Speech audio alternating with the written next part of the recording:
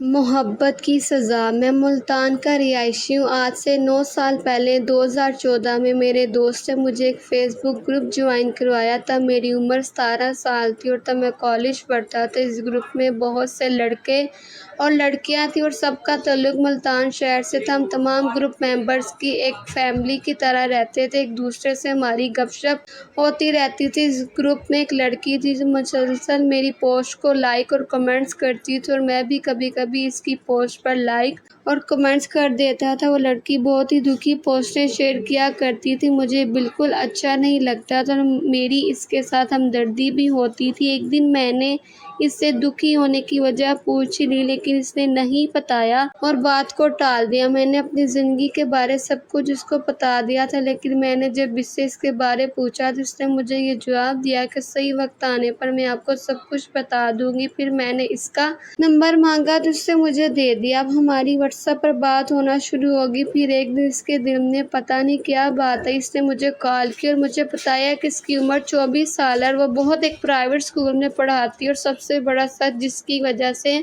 میں بہت دکھی رہتی ہوں یہ ہے کہ میں شادی شدہ اور اب میں نے اپنے شوہر کا گھر چھوڑ دیا۔ یہ باتیں سن کر میں بہت حیران ہوا۔ پھر میں نے اس سے ملنے کا کہا۔ جب اگلے دن ہم ایک ریسٹورینٹ پر ملے میں نے اسے دیکھا تو وہ بہت پیاری اور بہت معصوم لڑکی تھی۔ اس نے مجھے بتایا کہ اس کی شادی 1 سال پہلے ہو گئی تھی، والدین کی مرضی سے ان کے رشتہ داروں کے یہاں اس کی شادی ہو گئی تھی۔ میرا شوہر شرابی تھا اور وہ مجھ پر بہت تشدد کرتا تھا جس کی وجہ سے ہماری ہر وقت لڑائی ہوتی رہتی تھی۔ میرا شوہر مجھے شراب پی کر بہت مارتا تھا۔ بس پھر اس دوران ابو کی طبیعت کافی خراب ہو گئی اور میں نے اپنا سسرال چھوڑ کر اپنے والدین کے گھر آ گئی۔ میں پڑھی لکھی ہونے کی وجہ سے اپنے والدین پر بوجھ نہیں بننا چاہتی تھی، اس لیے پرائیویٹ اسکول میں پڑھاتی ہوں۔ بس یہی میری حقیقت ہے، میں آپ کو دھوکے میں نہیں رکھنا چاہتی، اس لیے آپ کو سب کچھ سچ سچ بتا دیا۔ سن کر مجھے اس سے اور بھی ہمدردی ہونے لگی۔ اس کی اور میری عمر میں 7 سال کا فرق تھا۔ وہ میرا بہت خیال رکھتی تھی، وہ مجھے ہر وقت سمجھاتی رہتی تھی کہ زندگی میں کبھی کوئی غلط کام مت کرنا۔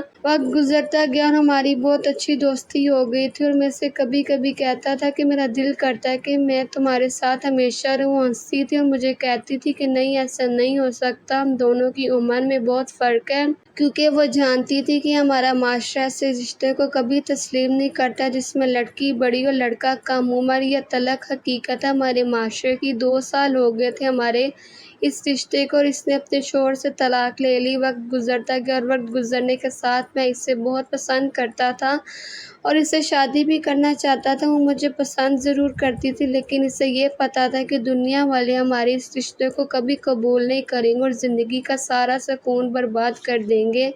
میں نے بہت ضد کی اور یہاں تک کہ اس کے لیے جان دینے کی بھی کوشش کی۔ وہ میرا یہ پاگل پن دیکھ کر مان گئی اور شادی کے لیے راضی ہو گئی۔ میں نے اسے اپنے گھر والوں کو اس کے گھر رشتہ بھیجنے کا کہا۔ میں نے اس کے بارے اپنی امی سے بات کی اور اس کے بارے امی کو سب کچھ سچ سچ بتا دیا لیکن میری امی نہیں مانی اور میری امی نے صاف صاف انکار کر دیا اور اس سے دور رہنے کا کہا۔ امی نے کہا کہ لوگ کیا کہیں گے۔ میرے ابو کو جب اس بات کا پتہ چلا تو انہوں نے مجھے بہت مارا اور میرا باہر جانا بند کر دیا لیکن مجھے اس کی عادت ہو چکی تھی۔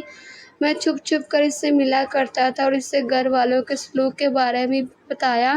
وہ بہت پریشان ہو گئی کیونکہ وہ میرے بغیر نہیں رہنا چاہتی تھی۔ وہ بہت خوش تھی میرے ساتھ اور پھر میرے گھر والوں نے ایک فیصلہ کیا کہ مجھے دوسرے شہر بھیج دیا جائے تاکہ میں اسے بھول سکوں۔ میرے گھر والوں نے مجھے پشاور کام کے لیے بھیج دیا۔ کچھ عرصے میں ہی وہاں میرا موبائل چوری ہو گیا اور میرا اس سے رابطہ ختم ہو گیا۔ مجھے وہاں بہت کام کروایا جاتا اور چھٹی بھی نہیں ملتی تھی اور میں نے یہی سوچا ہوا تھا کہ وہ میرا انتظار کر رہی ہوگی اور جب اب ملتان جاؤں گا تو نکاح کر لوں گا اس سے۔ آخر 3 سال بعد میں اپنے گھر واپس آیا۔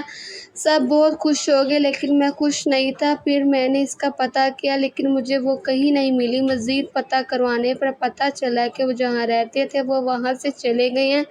میں نے اسے بہت ڈھونڈا لیکن اس کا کہیں پتہ نہیں چلا۔ اب جب کبھی بھی مجھے اس کی یاد آتی ہے تو دل بہت روتا ہے اور مجھ سے یہ برداشت نہیں ہوتا۔